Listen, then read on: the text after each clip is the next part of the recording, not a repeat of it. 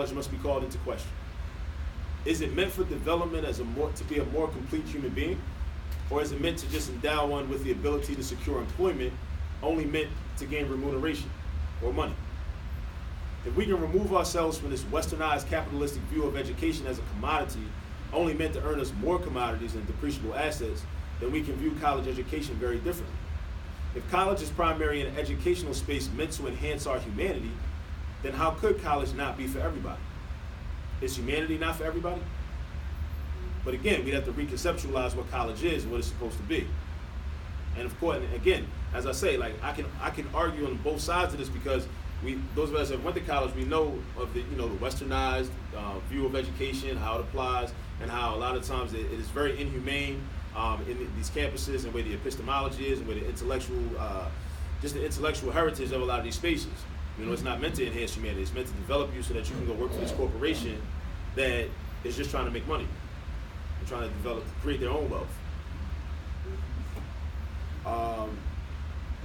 I think W.E.B. Du Bois addresses this difference in conceptions of college in his text, The Education of Black People.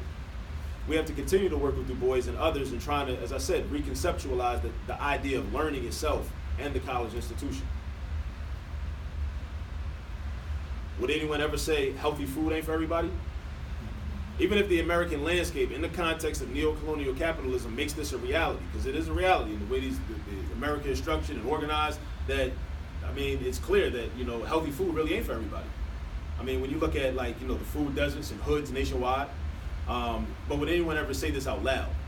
Nobody would ever say it out loud, even if it is a reality that we have to deal with, we have to address. It's just another manifestation of social engineering that harms our people. So again, the issue is not really about the institution of college itself, but college readiness needed to function within the institution.